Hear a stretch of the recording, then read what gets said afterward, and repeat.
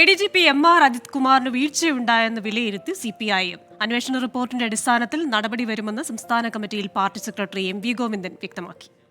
അഭിമുഖ വിവാദവുമായി ബന്ധപ്പെട്ട എല്ലാ ചോദ്യത്തിനും PR ഇല്ല എന്ന ഒറ്റ വാചകത്തിൽ മുഖ്യമന്ത്രി മറുപടി ഒതുക്കുന്ന കാഴ്ചയെ നമ്മൾ കണ്ടു.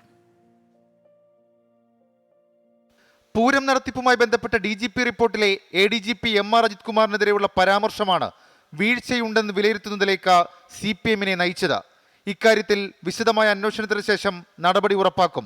CPM സംസ്ഥാന കമ്മിറ്റിയിൽ MV ഗോവിന്ദനാണ് ഇക്കാര്യം വ്യക്തമാക്കിയത്.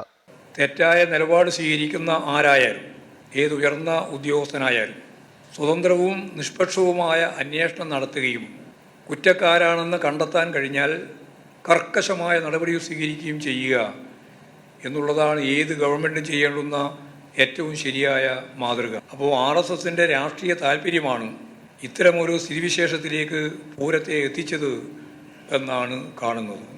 സംസ്ഥാന കമ്മിറ്റിയിൽ PR ആരോപണം മുഖ്യമന്ത്രി പാടെ നിഷേധിച്ചു. എല്ലാ ചോദ്യങ്ങൾക്കും PR ഇല്ല എന്ന ഒറ്റ മറുപടി.